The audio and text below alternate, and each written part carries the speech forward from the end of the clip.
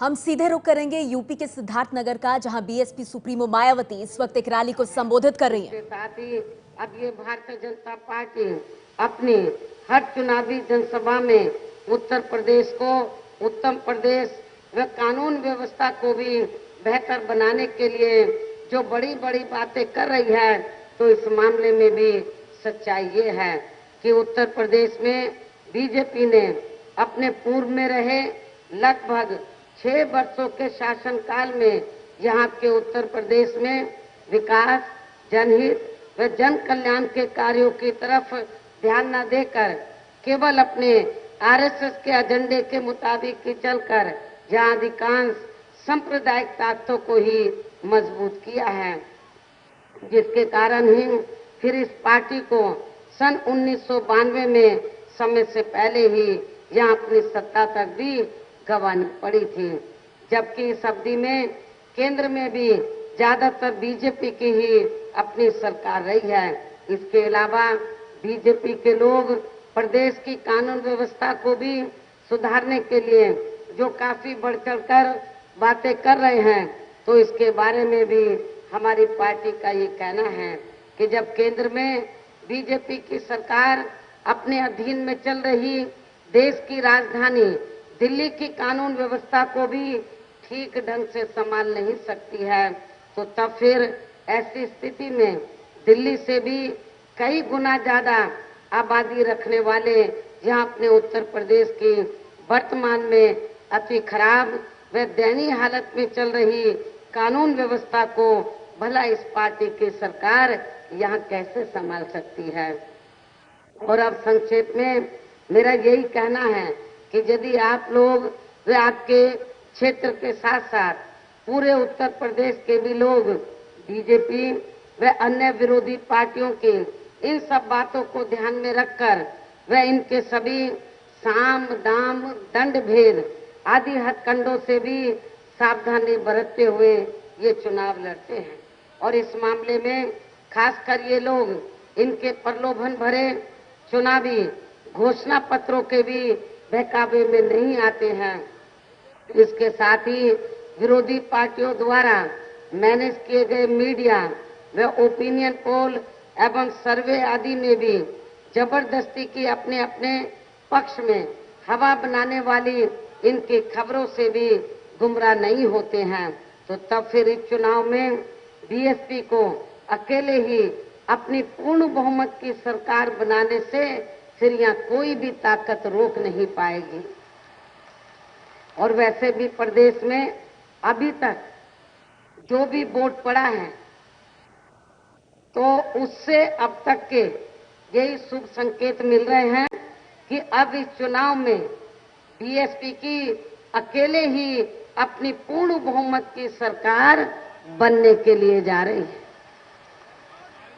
जिसे बीजेपी ने अंदर अंदर स्वीकार भी कर लिया है। और अब बीजेपी यहाँ वास्तव में सपा व कांग्रेस से दूसरे व तीसरे नंबर पर आने के लिए ही ये चुनाव लड़ रही है, जिसके लिए भी अब प्रधानमंत्री को यहाँ खासकर हिंदुओं का मुर्दा घाट और मुसलमानों का कब्रिस्तान को भी लेकर घिनौनी राजनीति करनी पड़ रही है। अर्थात यहाँ अपने प्रदेश में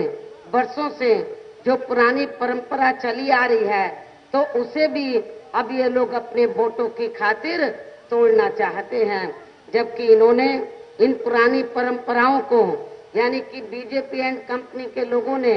अपनी इन पुरानी परंपराओं को अपने भाजपा शासित राज्यों में तो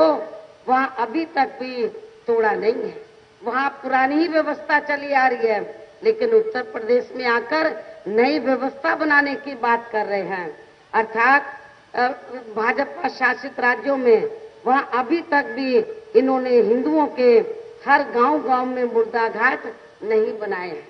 लेकिन इधर गांव-गांव में मुर्दा घाट बनाने की बात कर रहे हैं। इसके साथ ही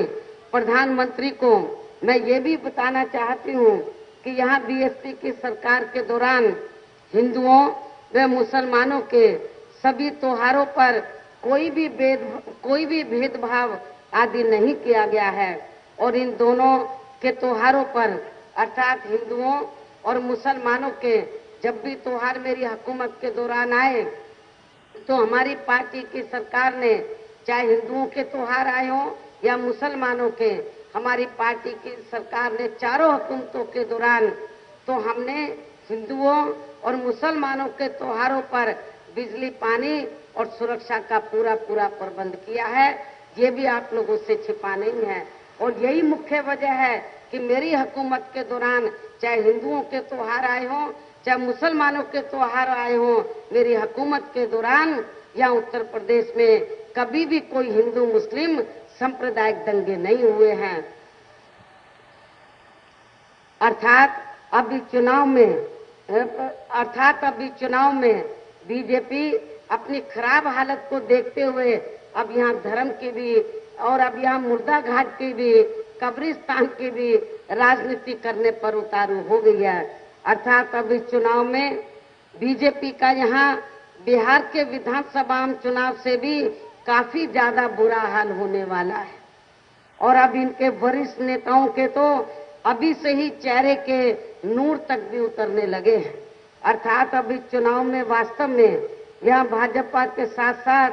सपा के भी सुनामी वाले ही काफी बुरे दिन आने वाले हैं। इन्हीं जरूरी बातों के साथ ही अब मैं आप लोगों को ये भी यकीन दिलाना चाहती हूँ कि प्रदेश में बीएसपी की सरकार बनने पर सर्वप्रथम यहाँ सपा के गुंडों, बदमाशों, माफियाओं, अराजक, भ्रष्ट व सांप्रदायिक तत्वों के जंगल राज का सफाया कर दिया जाएगा, खात्मा कर दिया जाएगा और ऐसे सभी आपराधिक तत्वों को फिर जल्दी ही जेल की सलाखों के पीछे भेज दिया जाएगा, जहां इनकी मेरी सरकार में सही व असली जगह होती है, ताकि फिर प्रदेश में हमारी बहन बेटियां अपने किसी भी जरूरी कार्य से दिन छिपे के बाद भी अकेले ही बाहर आ जा सके। लेकिन इसके साथ ही यहाँ मैं ये भी कहना चाहती हूँ कि प्रदेश में किसी भी जाति, धर्म से जुड़े जिन बेकसूर लोगों को जबरदस्ती अपराधी बनाकर उन्हें वर्षों से जेलों में कैद करके रखा हुआ है, तो उन मामलों की हमारी सरकार द्वारा समीक्षा करवाई जाएगी और इसकी रिपोर्ट आने पर फिर ऐसे सभी बेकसूर लोगों को जेलों से रिहा भी करवा दिया जाएगा। इसके साथ साथ वर्तमान सपा सरकार में जिन पीड़ित लोगों की थानों में एफआईआर दर्ज नहीं की गई है, तो उनकी विशेष अभियान के जरिए एफआईआर दर्ज करवाई जाएगी तथा उन्हें समय से न्याय। तो यूपी के सिद्धार्थनगर से आप मायावती को सुन रहे थे, जहां समाजवादी पार्टी और बीजेपी पर निशाना साधते हुए उन्होंने कहा कि बीएसपी अपने दम पर बनाएगी सरकार।